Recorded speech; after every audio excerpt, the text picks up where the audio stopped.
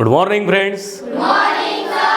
Our spoken English classroom go with structure presented by Gopal Gudde along with the students of Jilla Parishad Upper Primary School Sakra Raja, Taluka Barora District, Chandrapur. Friends, today we are going to look after past perfect continuous. Past perfect continuous. What is the sentence structure of past perfect continuous?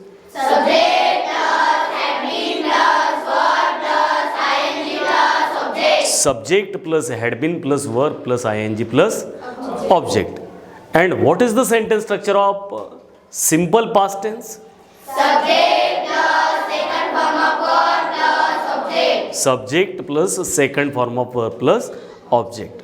Okay, this is our timeline. This is our timeline.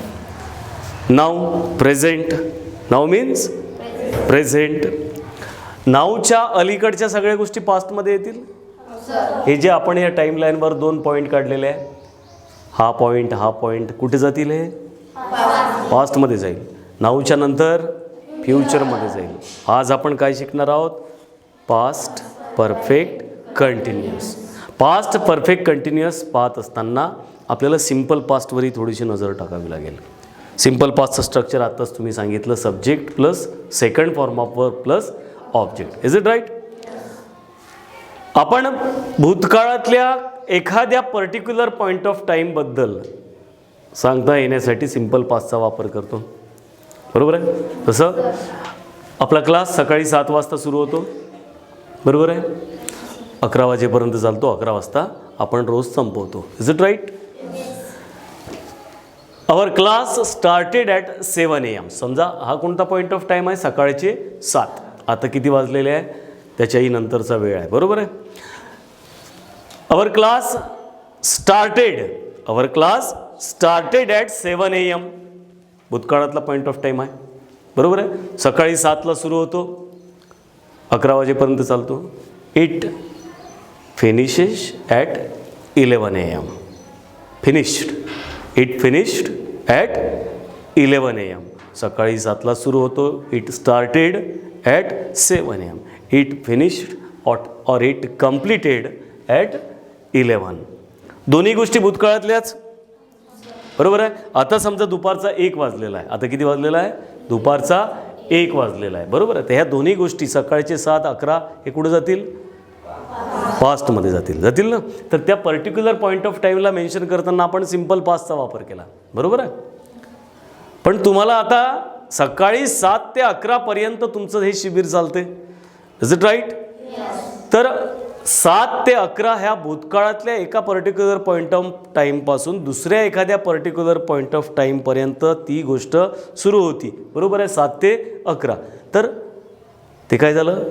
एक घटना झाली, एक happening झालं, एक घडलेली गोष्ट झाली. Is it right? घडलेल्या गोष्टींना आपण इंग्रजीत काय म्हणतो? हॅपनिंग. काय म्हणतो? तर या अशा अनेक घटना रिसेंट पास्टमधल्या असो, before 1 year, before 10 years, before 500 years, Shivaji महाराजांच्या काळातल्या असो किंवा येशू ख्रिस्तांच्या काळातल्या असो, कोणत्याही काळातल्या ज्या पास्टमधल्या आहेत, घटना आहेत, हॅपनिंग्ज आहेत, अशा सर्व हॅपनिंग्ज आपण future perfect, not future, past perfect कंटिन्युअसमध्ये सांगणार आहोत. Subject plus had been plus verb plus ing plus object. Is it right? तर आपण परत एकदा चांगल्या तऱ्हेनं आपला why we are going to look after this past perfect continuous, त्या कुठे कुठे त्याचा वापर करता येणार आहे ते चांगल्या तऱ्हेनं आपण समजून घेऊ. तर आपण पहिल्यांदा इथे पाहणार आहोत हॅपनिंग, घटना. हॅपनिंगचं एक उदाहरण आपण इथे घेतलेलं आहे. It had been raining all the week. It had been raining all the week. कधी कधी असं होते की आठवडाभर पाऊस पडत आहे असं आपण कोणाला तरी सांगत असतो, कारण तो पडलेला असतो. बरोबर आहे? म्हणजे जो सुरू झाला तर 8 दिवस त्यानं काही फुरसतच दिली नाही, झड लागली होते ना पावसाळ्यात असं. तर ती घटना आहे, हॅपनिंग आहे ती. Is it right? It had been raining all the week. Structure बघा कोणतं लागलेलं आहे? It had been raining. Past perfect continuous लागलेला आहे. भूतकाळात घडलेल्या घटना सांगता येण्यासाठी आपल्याला पास्ट परफेक्ट कंटिन्युअसचा वापर करता येणार आहे. नंबर 1.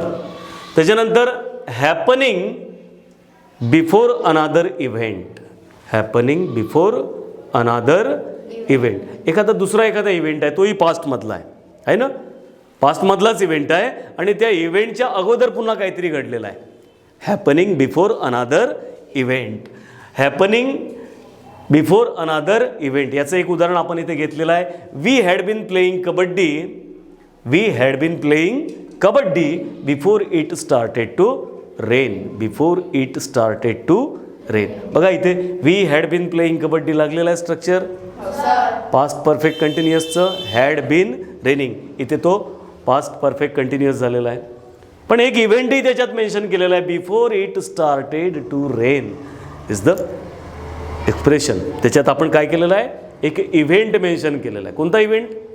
पाऊस येण्याचा, बरोबर आहे. आणि काय म्हटलं, before it started to rain, पावसाला सुरुवात होण्यापूर्वी आहे ना, पावसाला सुरुवात होण्यापूर्वी. पहा इथे पुन्हा आपण काय म्हटलं आहे, हॅपनिंग बिफोर अनादर इव्हेंट. एखादी गोष्ट घडायच्या पहिले, एखाद्या इव्हेंटच्या अगोदर काय झालं ते सांगता येण्यासाठी आपल्याला वापरता येणार आहे. We had been playing kabaddi before it started to rain, पावसाला सुरुवात होण्यापूर्वी आम्ही कबड्डी खेळलो होतो, पावसाला सुरुवात होण्यापूर्वी आम्ही कबड्डी खेळलो होतो. लक्षात आलं का? Then next, happening plus duration. कधीकधी एखादी घटना आणि त्याच्यासाठी लागणारा कालावधी किंवा ड्युरेशन, कालावधी आपण त्याच्यामध्ये मेन्शन करून पास्ट परफेक्ट कंटिन्युअसमध्ये आपल्या गोष्टी सांगता येणार आहे आपल्याला. हॅपनिंग प्लस ड्युरेशनचं उदाहरण आहे, we had been working on that project for 6 months. We had been working on that project for 6 months. Structure लागलेला आहे, we had been working. Is it right? We had been working on that project for 6 months. आम्ही 6 महिन्यांपासून त्या प्रोजेक्टवर काम करत होतो. होता होती होतेवाला काळ आहे, हे विसरायचं नाही. होता होती होते, 6 महिन्यांपासून आम्ही त्या प्रोजेक्टवर काम करत होतो. या वाक्याचा अर्थ बारकाईनं जर समजून घेतला, काम करत होतो याचा अर्थ तुम्ही आत्ता करत नाही आहे, ते काम झालेलं आहे. ते 6 महिनेही कदाचित 2 वर्षाच्या अगोदरचे असू शकतील. Is it right? 6 महिन्याच्या नंतर तुमचं काम तुम्ही बंद केलेलं आहे. 6 महिन्याच्या नंतर तुमचं काम तुम्ही बंद केलेलं आहे, म्हणजे ते काम आत्ता सुरू नाही आहे. It's not a present perfect continuous, it is a past perfect continuous. भूतकाळात सुरू झालेल्या, भूतकाळातच संपलेल्या गोष्टी आपल्याला याच्यात सांगता येणार आहे ना.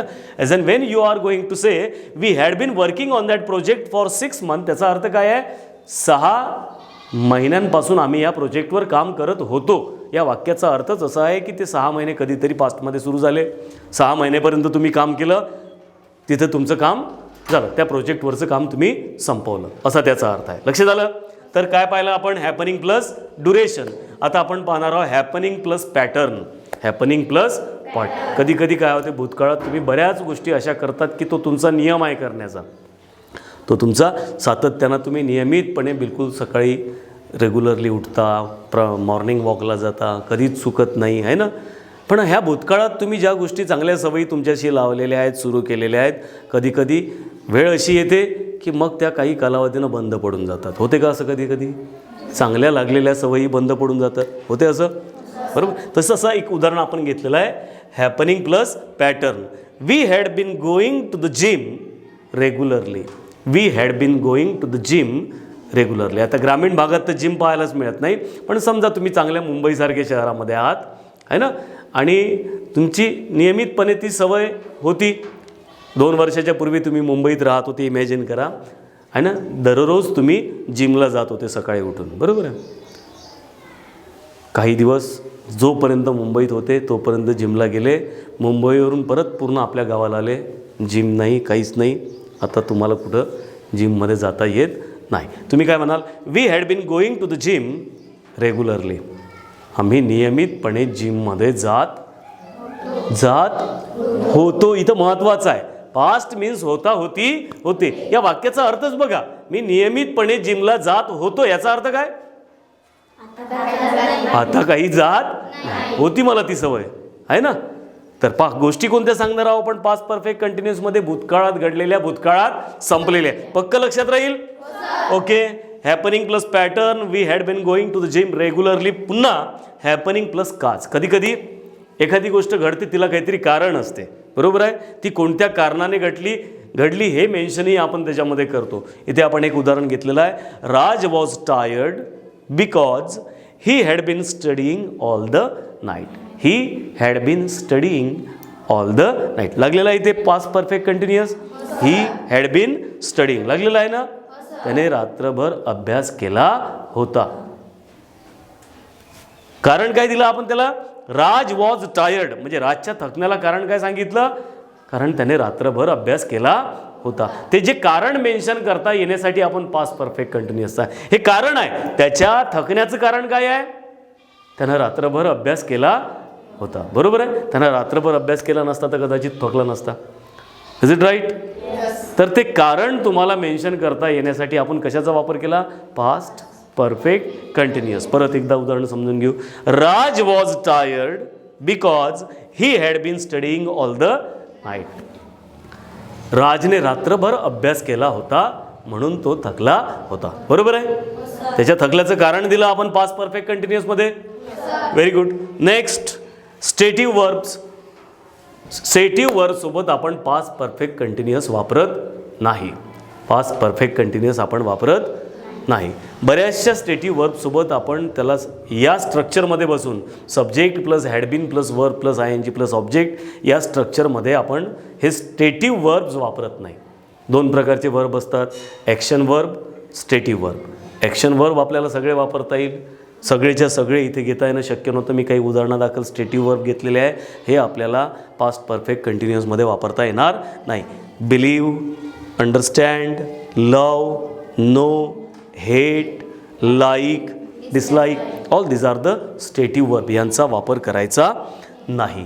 इथे आपण याच वाक्यांपैकी एक वाक्य घेऊन काय केलं? त्याचे positive, negative, interrogative WH questions तयार केलेले आहेत. ही सगळी पॉझिटिव्ह वाक्य दिलेली आहे आपण याच्यात. कोणती वाक्य घेतलेली आहे? पॉझिटिव्ह. पण या वाक्यांचं जोपर्यंत आपल्याला पॉझिटिव्ह, निगेटिव्ह, इंट्रोगेटिव्ह तयार करता येणार नाही, बरोबर आहे, तोपर्यंत आपल्याला बोलता येणार नाही. कारण बोलता येताना तुम्हालाच प्रश्न चांगल्या तऱ्हेने विचारता आले पाहिजे. हे सगळ्यात महत्त्वाचं आहे ना. आपण आत्तापर्यंत ऐकतच आलो, कधी बोलण्याचा प्रयत्नही नाही केला. वर्गातही बसताना आपण आपल्या मराठीचाही विषय सुरू असेल ना तरी बोलत नाही. बोलताना आपल्याला विचार करावा लागतो. सोचना पडता है. जो सोचता है वो बोलता है, जो विचार करतो तो बोलतो. पण बोलताना तुम्हाला बऱ्याचदा कधी प्रश्न विचारण्याचं काम पडते, कधी माहिती सांगण्याचं काम पडते. तर प्रश्न आपल्याला तयार करता आले पाहिजेत. त्या प्रश्नांना सुरुवात करण्यापूर्वी आपण काय करू? इथे एक टेबल दिलेला आहे. तो टेबल आपण व्यवस्थित पहिल्यांदा पाहून घेऊ. Past perfect continuous, subject plus had been plus verb plus ING plus object. Okay. He, she, Raj, Mrinal, they, we, you. पहिल्या कॉलममध्ये सब्जेक्ट घेतलेले आहे. प्रत्येकालाच हॅडबिन लावायचं आहे. सेकंड कॉलममध्ये हॅडबिन लावून दिलेला आहे. वर्ब प्लस ING असल्यामुळे go, going, work, working, study, study, play, play, talk, talking. एक छोटासा ऑब्जेक्ट पार्ट घेतलेला आहे चौथ्या कॉलममध्ये. बरोबर आहे. या प्रत्येक सब्जेक्टसोबत आपल्याला ही 5-5 वाक्य तयार करायची आहे. 7 सब्जेक्ट आहेत, 5 क्रियापदं आहेत, 7×5 35. हा टेबल आपल्याला 35 सेंटेन्सेस देणार आहे. या 35 सेंटेन्सच्या प्रत्येक सेंटेन्सचे आपल्याला पॉझिटिव्ह, निगेटिव्ह, इंट्रोगेटिव्ह ते जे आपण आता समजून घेणार आहोत. एकदा पटकन भरकर नजर मारून घेऊ आपण या टेबलवर आणि तिथे जाऊया. तर he had been going to the gym regularly. तो नियमितपणे जिमला जात होता. चला मराठीतून सांगणार तुम्ही. He had been going to the gym regularly. तो नियमितपणे जिमला जात होता. He had been working on that project since 2021.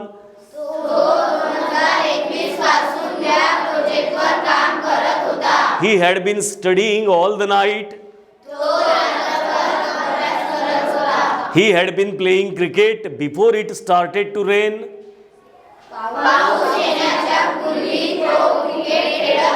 पाऊस येण्याच्या पूर्वी तो क्रिकेट खेळत होता. He had been talking to Rupali. कुणाशी बोलत होता? रुपालीशी. व्हेन यू केम. तू आला तेव्हा. Yes. He had been talking to Rupali when you came. तो रुपालीशी बोलत होता. तू आला तेव्हा तो रुपालीशी बोलत होता. Is it right? तर हे तुम्हाला प्रत्येक सब्जेक्टसोबत हे 5-5 वाक्य करायचे आहे. पण याच वाक्य हे सगळे पॉझिटिव्ह वाक्य तयार होणार आहेत. कोणती वाक्य तयार होणार आहेत ही? त्या प्रत्येक पॉझिटिव्ह वाक्याचे तुम्हाला पॉझिटिव्ह, निगेटिव्ह, निगेटिव्ह 2 प्रकारे, WH, निगेटिव्ह WH 2 प्रकारे करता आले पाहिजे. परत एकदा आपण समजून घेऊ सगळी पॉझिटिव्ह निगेटिव्ह कशी करायची. पॉझिटिव्ह एक वाक्य घेतलेलं आहे, it had been raining all the day. It had been raining all the day. त्याचं आपण निगेटिव्ह केलं. As and when you are going to convert in negative positive structure in to negative, at that time you have just put not in front of helping verb. Helping वर्बच्या समोर आपण not लावतो. Helping verb कोणता आहे आपला?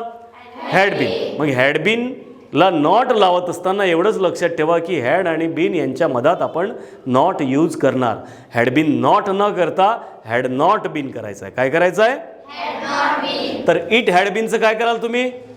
It had not been. काय कराल it had बीनचं? It had not been. Had not साठी पण एक कॉन्ट्रॅक्टेड फॉर्म वापरतो आपण, हॅडंट. कोणता वापरतो? Hadn't. It hadn't been raining all the week. It hadn't been raining all the week झाला निगेटिव्ह. ओके, आता आपण त्याचा इंट्रोगेटिव्ह तयार करू. इंट्रोगेटिव्ह तयार करताना एकच रूल आहे, as and when you are going to convert any positive structure in to interrogative, at that time you just start your question with question word. तुम्हाला प्रश्नाची सुरुवात कशाने करायची आहे? क्वेश्चन वर्डनी करायची आहे. क्वेश्चन वर्डनी क्वेश्चन वर्डनी नाही. कशाने करायची आहे? हेल्पिंग वर्बने करायची आहे. You just start your question with helping verb. कोणतं हेल्पिंग वर्ब आहे? Had been. कोणतं हेल्पिंग वर्ब आहे? मग हॅड बीननी सुरुवात करायची आहे. जसं हॅड बीनला आपण नॉट लावत असताना हॅड नॉट बीन केलं होतं, तसंच इथे एक गोष्ट लक्षात ठेवायची आहे. हॅड बीननी सुरुवात करत असताना हॅड आणि बीन यांच्या मधात कोणाला आणायचं आहे? सब्जेक्टला आणायचं. सब्जेक्ट कोणता आहे आपला? इट. मग इट हॅड बीनचं काय होईल? Had it been. काय होईल? Had it been. Had it bin raining all the week. झाला इंट्रोगेटिव्ह. परत एकदा, हॅड it bin raining all the वीक. Now this is your interrogative question. Now you are going to convert this interrogative question into negative interrogative. 2 types. Number 1, put just not in front of your subject, and next use contracted form. Okay, this is your interrogative. Had it been raining all the week. पहिला नियम काय आहे? Subject समोर not लावायचा आहे. Had it bin raining all the week मध्ये subject कोणता आहे? इट. मग हॅड इट बीनच्या जागी काय होईल? Had it not been. बघा, had it not been raining all the week. Contracted form वापरू. हॅड नॉट साठी काय वापरतो आपण? Hadn't. Hadn't it bin raining all the week. इथे हॅडंट लागल्याबरोबर आपण इटच्या नंतर नॉट घेतला का? नाही घेतला. का बरं नाही घेतला? हॅडमध्ये ऑलरेडी नॉट आलेला आहे. एकाच वाक्यात 2-2दा नॉट वापरण्याची गरज नाही. लक्षात आलं? या दोघांचाही अर्थ सारखाच आहे. बरोबर आहे? दोन्ही निगेटिव्ह आहे. एका ठिकाणी सब्जेक्ट समोर नॉट लावला तेही बरोबर आहे, कॉन्ट्रॅक्टेड फॉर्म वापरला तेही बरोबरच आहे. Okay, now we are going to look after WH question. WH question तर परत पुन्हा त्याच्याहीपेक्षा सोपा. इंट्रोगेटिव्ह केला ना आपण.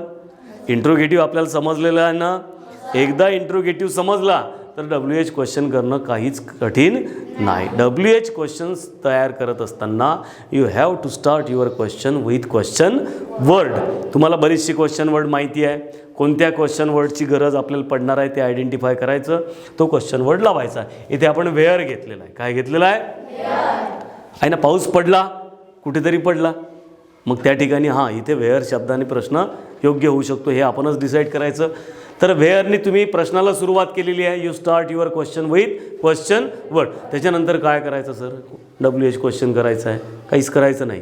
कंप्लीट इंट्रोगेटिव्ह स्ट्रक्चर उचलायचं, आणायचं, असं चिपकवायचं. पेस्ट. इंट्रोगेटिव्ह क्वेश्चन जर समजला असेल तर क्वेश्चन वर्ड नंतर तुम्हाला काय लावायचं आहे? Interrogative question. बघा आपण इथे लावलेलं आहे का? Where had it bin raining all the week. बरोबर आहे? Had it bin raining all the week. I interrogative question. By फक्त ॲड केला आपण क्वेश्चन वर्ड. झाला WH क्वेश्चन तयार. Now we are going to convert this WH question into negative WH. Is it right? Rule तसेच आहेत. एक subject समोर not लावून इटच्या समोर आपण नॉट लावून करू शकतो, किंवा कॉन्ट्रॅक्टेड फॉर्म जर वापरला हॅडंट तर मग आपल्याला इटच्या समोर नॉट लावण्याची गरज नाही. बघा आपण तयार केलेले आहे. Where had it not been raining all the week. Where hadn't it bin raining all the week. अशा प्रकारे आपण positive, negative, interrogative, WH, negative WH असे वेगवेगळे प्रश्न इथे पाहिलेले आहे. बरोबर आहे. तर हे 8 प्रत्येकाचे 8 इथलं एक वाक्य घ्यायचं आहे टेबलचं आणि ती वाली 8 वाक्य तयार करायची. इथे आपण जे कॉन्ट्रॅक्टेड फॉर्म वापरतो त्याच्याहीवर आपला चांगला फोकस असला पाहिजे. प्रेझेंट, पास्ट, परफेक्ट कंटिन्युअसमध्ये आपण हॅडबिनचा वापर करतो. बरोबर आहे. तर त्याला हॅडबिनला मॉडर्न इंग्रजीमध्ये त्याचा कॉन्ट्रॅक्टेड फॉर्म कसा होतो आणि तो जर आपल्याला एखाद्या रायटिंगमध्ये वाचायचा असेल तर तो वाचताही आला पाहिजे, त्याचा परफेक्ट उच्चारही काढता आला पाहिजे. याच्याकडे थोडंसं लक्ष देऊया आपण. पास्ट परफेक्ट कंटिन्युअसमध्ये आपण कॉन्ट्रॅक्टेड फॉर्म्स जे वापरतो त्याच्याकडे आपण थोडंसं काळजीपूर्वक लक्ष देणं गरजेचं आहे. I had been speaking, past perfect continuous लागलेला आहे. Had been speaking. आय हॅडसाठी काही कॉन्ट्रॅक्टेड फॉर्म वापरले जातात. I apostrophe D. आपण काय केलं, आय हॅडमधला एच ए काढून टाकला. आय हॅडमधला एच ए काढून टाकला. जो भाग काढलेला आहे त्या ठिकाणी आपण अपॉस्ट्रॉफी घेतो. त्या अपॉस्ट्रॉफीचा अर्थच हा समजायचा की इथून काहीतरी काढलेलं आहे. आणि काय ठेवलं, काय आय आणि डी ठेवलेलं आहे आपण. बरोबर आहे. कशासाठी घेतलं होतं, आय हॅडसाठी आपण हे घेतलेलं आहे I apostrophe D. I had been speaking. तर याचा उच्चार करत असताना थोडंसं तसं आपल्याला करता येणार नाही. आय हॅड म्हणता नाही येणार. याला आय हॅड म्हणू का आपण, नाही. याचा उच्चार होईल I'd been speaking. I'd, I'd been speaking. Yes, I'd, I'd been speaking. I'd been speaking म्हणजे काय, I had been speaking. I'd been speaking म्हणजे आय हॅड बीन स्पीकिंग.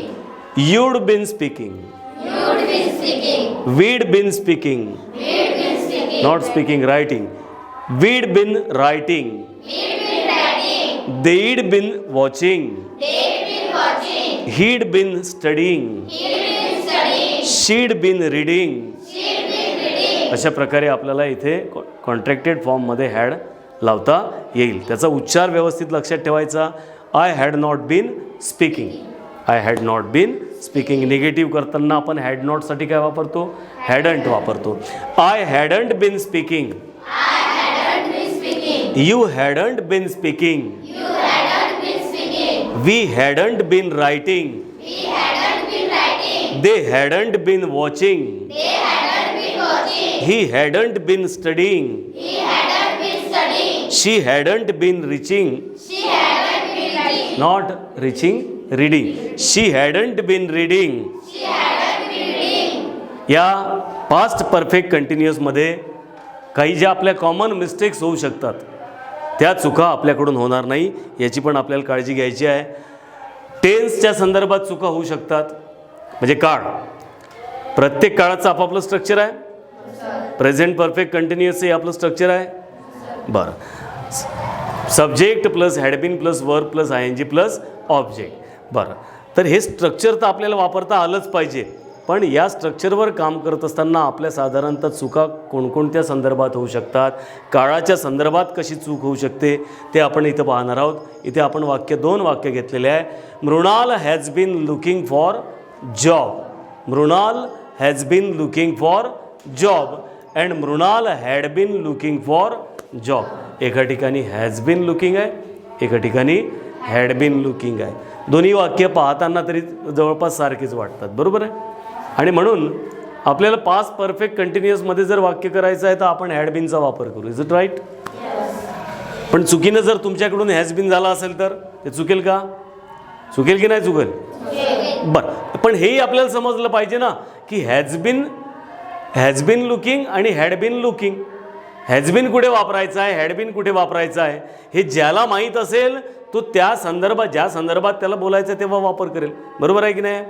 बरं, याचे अर्थ आपण पाहून घेऊ. त्याच्या वेळेस तुम्हाला संदर्भही चांगल्या तऱ्हेने समजून जाईल. Mrinal has been looking for job. Mrinal has been looking for job. Present continuous आहे हा. Present perfect continuous, not present continuous, present perfect continuous. कधी वापरतो आपण? भूतकाळात सुरू झालेल्या आणि आत्ताही सुरू असलेल्या गोष्टी सांगता येण्यासाठी. बरोबर आहे का? मग Mrinal has been looking for जॉबचा अर्थ काय?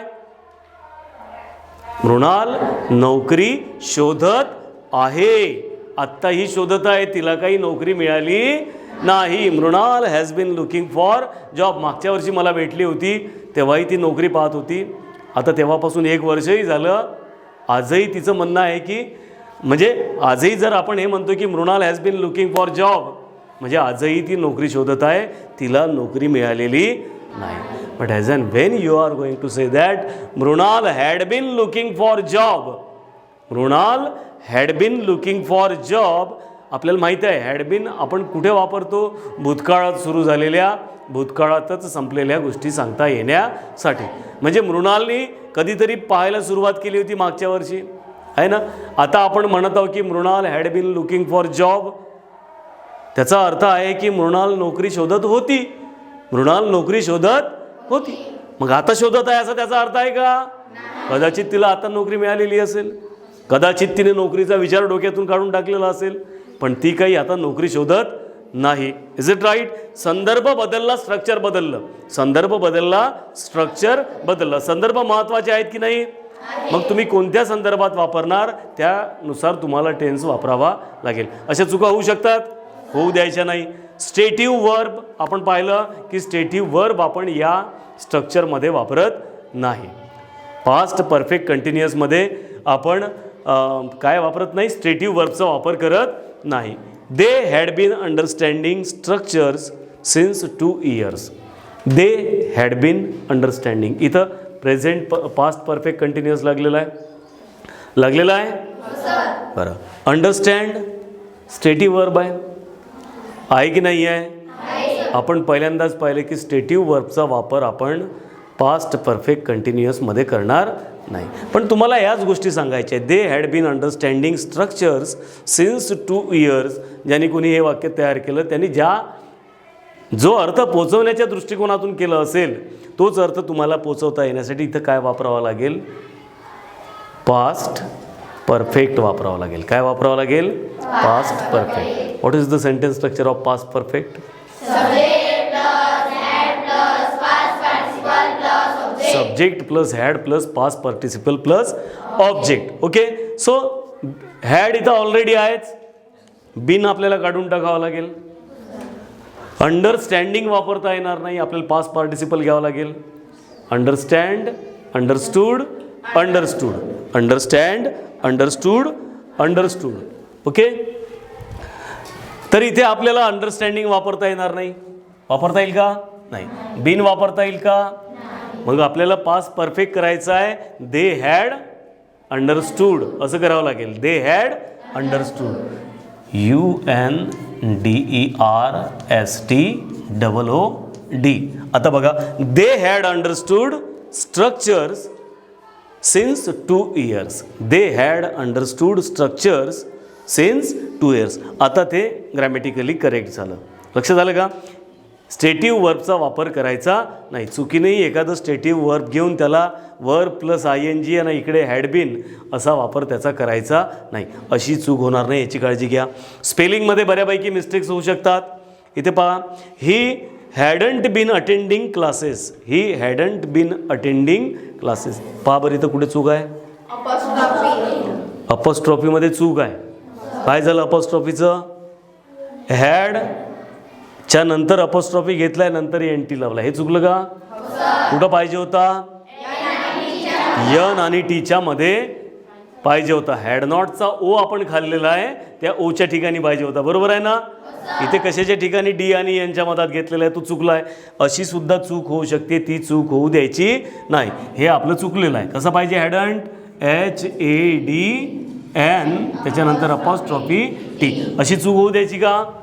अशा साध्या साध्या चुका होऊ शकतात, पण अशा चुका होऊ द्यायच्या नाही. He hadn't been attending classes. त्याच्यानंतर the traffic hadn't been moving. इथे हॅडंट बरोबर घेतला आहे बरं. इथं हॅडंटमध्ये चूक काढायची नाही. The traffic hadn't been moving, इथं कुठं चूक आहे? मुव्हिंगमध्ये चूक आहे, बरोबर आहे. मुव्हिंगचं काय झालं? MOVEING,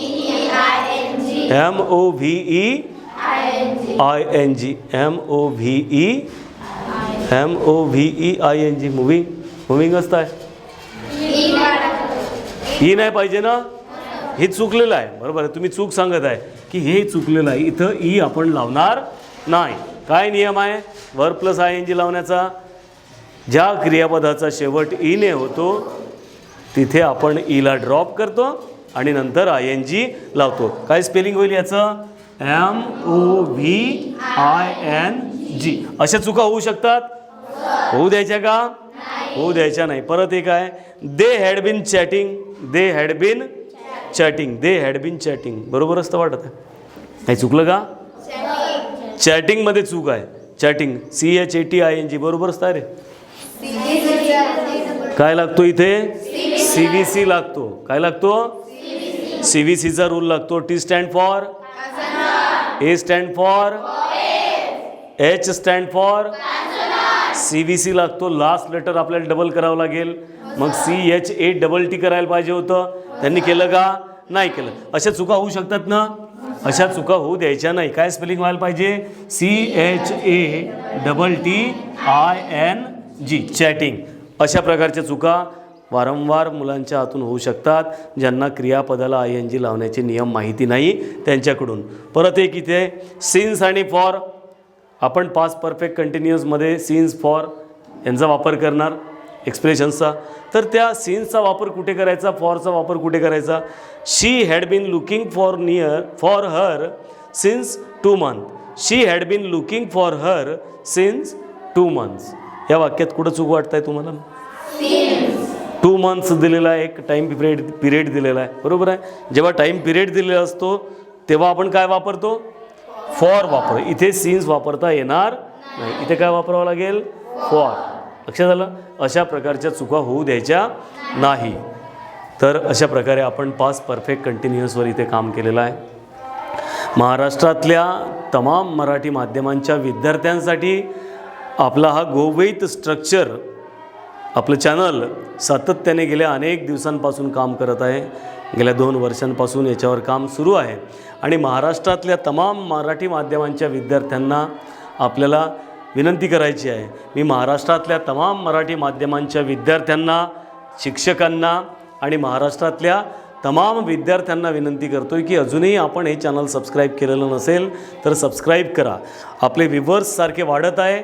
हे चॅनल केवळ आणि केवळ मराठी माध्यमांची जी विद्यार्थी आहेत ग्रामीण भागातली, ज्यांना इंग्रजीच्या बऱ्याच सोयी प्रोव्हाइड केल्याच जात नाही, त्यांच्याजवळ प्लेइंग ग्रुप नाही, नर्सरी नाही, KG1 नाही, KG2 नाही, पहिलीच 4 वर्षे शहरी विद्यार्थ्यांच्या मागे पडलेली ही मुलं आणि त्यातल्या त्यात इयत्ता 1ली ते 4थीपर्यंत जे बेसिक त्यांचं इंग्लिशचं व्हायला पाहिजे ते शाळांमध्ये त्या अभ्यासक्रमातून होत नसल्यामुळे या मुलांचं बेसिक इंग्रजीचं नॉलेज फार कमजोर असते. 5व्या वर्गापासून खऱ्या अर्थाने इंग्रजीला शिकायला सुरुवात होते. ही मुलं यांचं इंग्रजी स्ट्रॉंग झाल्याशिवाय ही मुलं इयत्ता 10वी नंतर चांगल्या फॅकल्टीला जाणार नाही. या प्राथमिक स्तरातच त्यांच्या इंग्रजीकडे चांगलं लक्ष देता यावं हा आमचा गो विथ स्ट्रक्चरचा उद्देश आहे. सातत्याने आम्ही याच्यावर काम करत आहोत. आमचे बरेच व्ह्यूवर हे जिल्ह्याच्या बाहेरचे सुद्धा आहेत. चंद्रपूर जिल्ह्याच्या बाहेरही अनेक आमचे व्ह्यूवर्स पसरलेले आहेत. हे व्हिडिओज कुठपर्यंत पसरलेले आहेत, कुठले लोक याचे व्ह्यूवर्स आहेत हे महाराष्ट्रातल्या तमाम लोकांना समजावं यासाठी आपण जिथले कुठले व्ह्यूवर असाल प्लीज कॉमेंट बॉक्समध्ये तुम्ही तुमच्या तालुक्याचं नाव मेन्शन करा, तुमच्या जिल्ह्याचं नाव मेन्शन करा. हे व्हिडिओज कुठपर्यंत पोचलेले आहेत हे सगळ्यांच्या लक्षात येईल. अजूनही काही लोकांनी हे चॅनल सबस्क्राईब केलेलं नसेल, शिक्षकांनी केलेलं नसेल, पालकांनी केलेलं नसेल, सगळ्यांनी हे चॅनल सबस्क्राईब करा, लाईक करा, शेअर करा. आणि महाराष्ट्रातल्या मराठी माध्यमांच्या विद्यार्थ्यांसाठी जर खरंच तुम्ही त्यांच्यावर प्रेम करत असाल तर जितक्या जास्त मराठी विद्यार्थ्यांपर्यंत हे चॅनल पोहोचवता येईल तिथपर्यंत पोहोचवण्यासाठी आमच्या गो विथ स्ट्रक्चर या चॅनलची मदत करा. मला वाटते आज आपण इथे थांबलं पाहिजे. Till then bye. परत भेटूया नवीन एका व्हिडिओमध्ये.